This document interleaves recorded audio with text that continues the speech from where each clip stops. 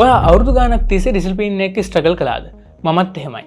මම අලුතෙන් ප්‍රොජෙක්ට් එකක් පටන් ගන්නවා. ඊට පස්සේ සති කිහිපයක් යනකොට මට ඒ වැඩේ හරියට කන්ටිනියු කරගන්න බැරි වෙනවා. එතනින්ම ෆේල්. ලොකු ගෝල්ස් තිබ්බා. ඒත් ඒවා නිකම්ම නැති වෙලා ගියා. ඒත් මගේ එක ටර්නින් පොයින්ට් එකක් එනවා. අන්න එතනින් තමයි මට තේරුනේ ඩිසිප්ලින් කියන්නේ අපේ ලයිෆ් එකට නිකම් වෙන දෙයක් නෙමෙයි. අපි පියවරින් පියවර ග්‍රෝ කරගන්න ඕන දෙයක් තමයි මෙන්න මේ ඩිසිප්ලින් කියන්නේ කියන එක.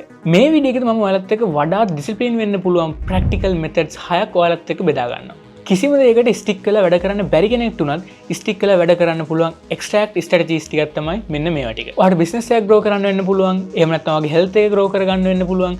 එහෙමත් නැත්නම් ඔයාලට අලුතෙන් ස්කිල් එකක් ඉගෙන ගන්න. ඒ වගේම ඔයා මේ කරන ඕනෙම වැඩක් කල් දානක නවත්තන්න ඔයාට මෙන්න මේ දේවල් ටික ඇඩ් කරලා ඔයාට ගැලපෙන විදිහට ඇඩ්ජස්ට් කරගන්න පුළුවන්. මේවා ටික මම පොත් කියවලා ඒ වගේම ඉන්ටර්නෙට් එකෙන් ඒ වගේම YouTube එකෙන් එක තැන් වලින් කලෙක්ට් කරගත්ත ඒවා එක වීඩියෝ එකකින් ඔයාලත් එක්ක බෙදා ගන්නවා. සෝ මේ වීඩියෝ එක ඉවරනකම් බලන් ඉන්න ඔයගොල්ලන්ටත් පුළුවන් එතකොට මෙන්න මේ වටින ටෙක්නික්ස් 6 ඉගෙන ගන්න. නම්බර් 1 ඉම්ප්ලිමෙන්ටේෂන් ඉන්ටේෂන් භාවිතා කරන්න. මේක හරිම ලොකු දෙයක්. ඉම්ප්ලිමෙන්ටේෂන් ඉන්ටේෂන් කියන්නේ ඔයා විශේෂිත වූ ස්පෙසිෆික් ඇක්ෂන් එකක් කවද්ද පටන් ගන්න කොතනද කොයි වෙලාවටද මෙන්න මේ දේවල් ටික ස්පෙසිෆික්ලි කියන එක තමයි. තවත් පැහැදිලිව කිව්වොත් එහෙම මම ව්‍යායාම කරනවා කියනවා වෙනුවට මම සමුදා බදාදා සිකුරාදා උදේ 6 ඉඳන් 7 වෙනකන් ගෙදර සාලෙදී ව්‍යායාම කරනවා. මෙන්න මේ වගේ දෙයක්. පරීක්ෂණ වලට අනුව ඉම්ප්ලිමෙන්ටේෂන් ඉන්ටේෂන් කියන ටෙක්නික් එක යූස් කරන කට්ටිය 300ක් විතර නොකරන අයට වඩා ප්‍රොඩක්ටිව්ලි වැඩ කරනවා කියලා හොයාගෙන තියෙනවා. සෝ මේක මෙච්චර හොඳට වැඩ කරන්නේ ඩිසිෂන් මේකින් ප්‍රොසෙස් එක එලිමිනේට් කරලා දාන නිසායි. ඇත්තටම ඇත් කරන ටයිම් එක ආවහම ඔයා ව්‍යායාම කරන්න ඕනද කියලා ඩිසයිඩ් කර ඉන්න දෙයක් නැහැ. ඔයා ඒක ඕල්රෙඩි ඩිසයිඩ් කරලා තියෙන්නේ. කවද්ද කොතනද කොයි වෙලාවටද කියලා ආයෙ ෆිගර් අවුට් කරන්න දෙයක් නැහැ. ඒ කියන්නේ ඔයා ඒක ප්ලෑන් කරලා ඉවරයි. ඔයාට තියෙන්නේ එක්සිකියුට් කරන්න විතරයි. මේකට මම ඇටොමික් හැබිට් පොත කියවනකොට ගොඩාක් ඔයාට මේක සරලව කරන්න ඉක්වේෂන් එකක් හම්බුණා. ඒ තමයි මෙන්න මේ මම behavior time location කරනවා. ඔයා මේ ටෙක්නික් එකට කොච්චර වැලියු එකක් දෙනවද? ඒ වගේම ඔයාට ඒකට පේ බෑක් එක ලොකුවටම හම්බ වෙනවා. නම්බර් 2 5 4 3 2 1 මෙතඩ් එක. ඩිසිප්ලින් වලට තියෙන ලොකුම බාධකයක් තමයි ඉන්ටෙන්ෂන් එකයි ඇක්ෂන් එකයි අතර තියෙන ગેප් එක. අපිට ඊළඟට මොකද්ද කරන්න ඕනේ කියලා දන්නවා. එක්සැම්පල් එකකට කවුච් එකට ගිහලා වර්ක්අවුට් කරන්න ඕනේ. පෑනයි පෙන්සලයි තියෙනවා ලියන්න විතරයි තියෙන්නේ. මේ ඔක්කොම අපි දන්නවා. ඒත් අපි මූව් ඔන් වෙන්නේ නැහැ. අන්න එතනදී තමයි මට මෙල් රොබින්ස්ගේ 5 4 3 2 1 කියන මෙතඩ් එක ලොකු වෙනසක් කරේ. මේක ගොඩක් සරල ටෙක්නික් එකක් තමයි. ඒ වුණාට ඔයා මොකක් කර කරන්න දඟලනකොට මේකෙන් ඔයාලට ලොකු පුෂ් එකක් හම්බ වෙනවා. එක්සැම්පල් එකකට ඔයා TikTok ස්ක්‍රෝල් කර ඉන්නවා. ඒ වුණාට ඔයාට ස්ටඩි කරන්න යන්න ඕනේ. ඉතින් මේක ඔයාට එකපාර කරන්න හම්බෙන්නේ නැහැ. ඒකට පොඩි පුෂ් එකක් ගන්න තමයි මෙන්න මේ වගේ කවුන්ට්ඩවුන් මෙතඩ් එකක් ඔයාට යූස් කරන්න පුළුවන්. ඔයා මේක ගැන හිතා දඟලන්නේ නැහැ. මේකෙදි ඔයා කරන්නේ ෆිසිකලි ඇක්ෂන් එකක් ගන්න එක. මම මේක යූස් කරනවා ඇඳෙන් නැගිටින්න ඒ වගේම අමාරු ටාස්ක් කරන්න මෙන්න මේ වගේ සිම්පල් දේවල් වලට. මම ගොඩක් වෙලාවට වීඩියෝ එඩිට් කරන එක ප්‍රොක්‍රස්ටිනේට් කරනවා. මම මටම කියනවා මම පස්සේ කරනවා මම පොඩ්ඩකින් කරනවා කියලා. ඊට පස්සේ මම කරන්නේ මෙන්න මේ මෙතඩ් එක මට ඇප්ලයි කරගන්නවා. සෝ මේකෙන් මට ලොකු චේන්ජ් එකක් වුණා. ඔයා මේක කරනවා නම් අනිවාර්යෙන් පිළිවෙලට කරන්න. මොකද මේක ඔයා නිකන් කවුන්ට්ඩවුන් කරනවා. ඒත් ඔයා මේකෙන් කිසි දෙයක් කරන්නේ නැත්නම් එහෙම මේක ඔයාගේ මොළයට නෝමලයිස් වෙලා යනවා. ඊට පස්සේ ඔයා මේ කොච්චර try කරත් ඔයාට ඒක නිකන් දෙයක් වෙනවා. මේ කවුන්ට්ඩවුන් කරනවා නම් අනිවාර්යෙන් ඔයා මේකෙන් නැගිටිනවා නම් ඉන්න තැනින් ඒකෙදි ඔයාගේ බ්‍රේන් එක කවුන්ට්ඩවුන් කරලා ඉවරෙච්ච ගමන් නැගිටින්න ට්‍රේන් වෙනවා. එහෙම නොකරොත් එහෙම ට්‍රේන් වෙන්නේ නැහැ. ඒක නිකන් දෙයක් විදිහට ඔයාගේ බ්‍රේන් එක ට්‍රේන් කරගන්න පටන් ගන්නවා. Number 3 visually track your progress. ඔයා ඩිසිප්ලින් බිල්ඩ් කරන්න පටන් ගන්නවා නම් ඔයා අනිවාර්යයෙන්ම ඔයාගේ progress එක track කරන්න ඕනේ. මම මුලින්ම පොතක් කියවන්න පටන් ගත්ත දවසේ මම කරේ මගේ වෝල් කැලෙන්ඩර් එකේ මම හරියටම පොතේ පිටු 10ක් කියවුවොත් එහෙම x මාක් එකක් ඒ දිනේදී කට් කරනවා. මම පිටු 10ක් කියවනතු පිටු 5කින් නැවතුනොත් එහෙම ඒක x එකකින් කපන්නේ නැහැ. මේ විදිහට මම දිගටම කරගෙන ගියා. එතකොට මම දවස් 10ක් විතර කරාම මට විෂුවලි බලා ගන්න පුළුවන් වුණා මම කොහොමද මේක කරගෙන ගියේ කියලා. එතකොට දවස් 5ක් සමාවෙට පිටු 10ක් විතර කියවලා තියෙනවා. එතකොට ඊළඟ දවස් ටිකේදී මම මේක කියවලා නැහැ. සෝ ඒ විෂුවල් රිමයින්ඩ් එක ගොඩාක් පවර්ෆුල් මොටිවේට් එකක්. ඒ වගේම ඒකෙදි මට දවසින් දවස කොහොමද මම ඉම්ප්‍රූව් වුනේ මගේ ඩිසිප්ලින් එක කියලා බලා ගන්නත් හැකියාවක් ලැබුණා. ජෙරි සේන්ෆීල්ඩ් මේකට කියන්නේ don't break the chain method එක කියලා. මෙයා ඇවිල්ලා ජෝක කෙනෙක්. සෝ මෙයා හැමදාම ජෝක්ස් ලියනකොට මෙන්න මේ ටෙක්නික් එක යූස් කරා කියලා කියනවා. ඒකෙන් එයාව ලෝකේ ඉන්න টොප් ජෝක කෙනෙක් කොමඩියන් කෙනෙක් කරන්න ගොඩක් උදව් වුණා කියලා ගොඩක් තැන්වල එයා කියලා තියෙනවා. ඔයාට ඕන කරන හැම දෙයක්ම ට්‍රැක් කරන්න පුළුවන්. ඔයා බුක් එකක් රීඩ් කරා වෙන්න පුළුවන්. එහෙම නැත්නම් ඔයා වර්ක්අවුට් ප්‍රොසෙස් එකේ ඔයාගේ සයිඩ් හසල් එකට ඔයා ඉන්වෙස්ට් කරපු හවර්ස් ගාන මෙන්න මේ වගේ චූටි දේවල් ඉඳන් හැම දෙයක්ම ඔයාට ට්‍රැක් කරගන්න පුළුවන්. කී එක තමයි මේක විසිබල් තැනක තියාගන්න එක.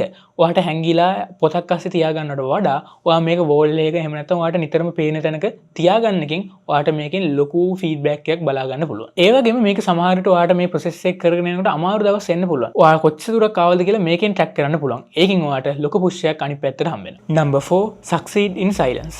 මේක පොඩ්ඩක් පරස්පර විරෝධී වගේ දැනෙන්න පුළුවන්. ඒත් මේක වැඩ කරන්න ලොකු හේතුවක් තියෙනවා. ඒ තමයි intention behavior gap කියන මනෝවිද්‍යාත්මක සංකල්පය. ඒක තමයි ඔයා plan කරන දේ ඔයා ඇත්තටම කරන දේ අතර වෙනස. ඔයාගේ goals වලට එනකොට ඔයාගේ cards close to your chest තියාගන්න.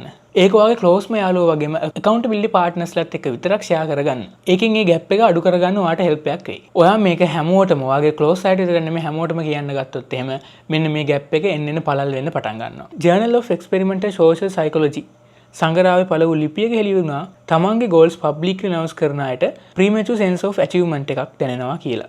මේකෙන් වෙන්නේ ඔයා ඇත්තටම මේ දේ කරන්න කලින් ඔයාගේ මොලේ රවට්ටනවා මම මේ දේ ඇත්තටම කළා කියලා. ඉතින් ඔයාගේ මේ goals ඔයා හැමෝටම announce කරනකොට ඔයාගේ brain එක dopamine release කරන්න පටන් ගන්නවා. ඒකේ feel good chemical එකක්. ඔයා to do list එකේ මොනවා හරි tick කරලා ලැබෙනවා වගේමයි. So මේකේ problem එක තමයි ඔයාගේ brain එක හිතනවා මම මේක ඇත්තටම කරා කියලා. ඒකෙන් පොඩ ඔයාට මේක follow through කරන්න තියෙන motivation එක බැහැගෙන යනවා. ඉතින් ඔයාගේ goals ගැන කතා කරනවා වෙනුවට මුලින්ම වැඩේ කරන්න. ඊට පස්සේ පුළුවන් ඔයාට මේකේ result එක ගැන කට්ටියන්ට කියන්න. number 5 start ridiculously small. මගේ ලොකු mistake එකක් උනේ overnight success විශ්වාස කරපු එක. ඒ කියන්නේ ලොකු දේවල් එකපාරම කරන්න try කරපු එක. example එකකට මම reading කරපු නැති කාලේ try කරනවා එක පොතක් සතියෙන් ඉවර කරන්න. ඩිසිප්ලින් එක බිල්ඩ් වෙන්නේ ඩ්‍රැමැටික් ඕවර්හෝල්ස් වලින් නෙමෙයි. ඒක බිල්ඩ් වෙන්නේ චුට්ට. ඔයා හැමදාම කන්සිස්ටන්ට්ලි බිල්ඩ් කරන එකෙන් එකපාර ඔයාට ගැම්මක් එනවා. ඒකෙන් පටන් ගන්නවා. ඊට පස්සේ ගැම්ම නැතිලා යනවා. මේ වගේ දෙයක් නෙමෙයි චුට්ට ලොකු growth එකක් දකින්න එක තමයි මොටිවේෂන් එක නැතුව ඩිසිප්ලින් එක කියලා කියන්නේ. So ඒක කාලෙත් එක්ක කම්පවුන්ඩ් වෙන්න පටන් ගන්නවා. එක්සැම්පල් එකක් විදිහට ඔයාට මෙඩිටේෂන් කරන්න ආසාවක් තියෙනවා. ඔයා ඒක පටන් ගත්ත ගමන් විනාඩි 30ක් කරන්න try කරනවා. ඊට පස්සේ ඔයාට එදායිම එපා වෙනවා. එහෙම කරන්නේ නැතුව ඔයාට පුළුවන් පළවෙනි දවසේ විනාඩි 2ක් කරන්න. දෙවෙනි දවසෙත් විනාඩි 2ක් කරලා සමහරවිට තුන්වෙනි දවසේදී පොඩ්ඩක් ඉන්ක්‍රීස් කරන්න පටන් ගන්න පුළුවන්.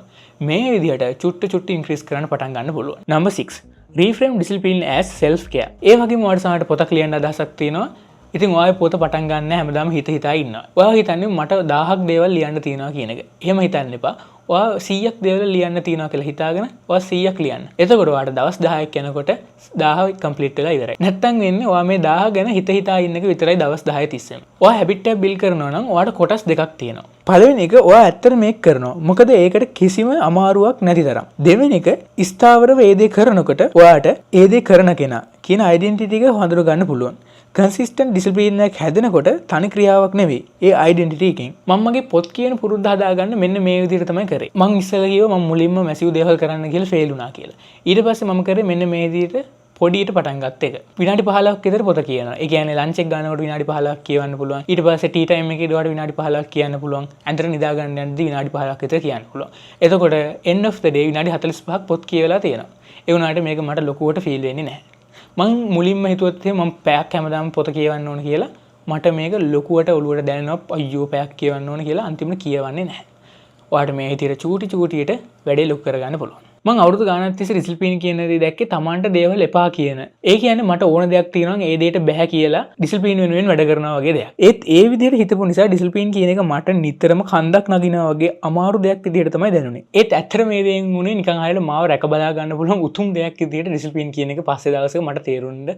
පටන් ගත්තට පස්සේ තමයි මට හරියට ඩිසිප්ලින් හදාගන්න පුළුවන් වුණේ. ඒ කියන්නේ වර්ක්අවුට් කරන එක ඇවිල්ලා මට දඩුවමක් නෙමෙයි මගේ බොඩි එක ෂේප් කරගන්න කරන දෙයක්. ඒ විදිහට හැමදේම පොසිටිව්ලි දකින්න එක තමයි. ඒක ඔයාටම දෙන තෑග්ගක් වගේ ඔයාට ෆීල් වෙන්න පටන් ගනී. සෝ ඉතින් මෙන්න මේවා තමයි ඔයාගේ ඩිසිප්ලින් එක බිල්ඩ් කරගන්න තියෙන මෙතඩ්ස් 6. ඉතින් ඔයා මේවා ටික ඔයාට ඇප්ලයි කරගන්න එකපාර අමාරු වෙන්න පුළුවන්.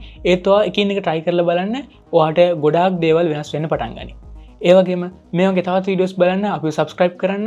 ඒ වගේම ඕගොල්ලන්ට පුළුවන් අපේ පොත්‍රාකේ channel එකකින් self improvement contents, books වල reviews මේ වගේම ගොඩාක් දේවල් අපේ channel එකෙන් ඕගොල්ලන්ට ඉස්සරහට හම්බ වෙනවා. ඒ වගේම අපේ TikTok page එක follow කරොත් එහෙම ඔයාට ගොඩාක් වීඩියෝස් ඒකිනුත් බලා ගන්න පුළුවන්. So අපිත් එක්ක දිගටම එකතුලා ඉන්න subscribe කරන්න අපිව මේ පොත්‍රාකේ.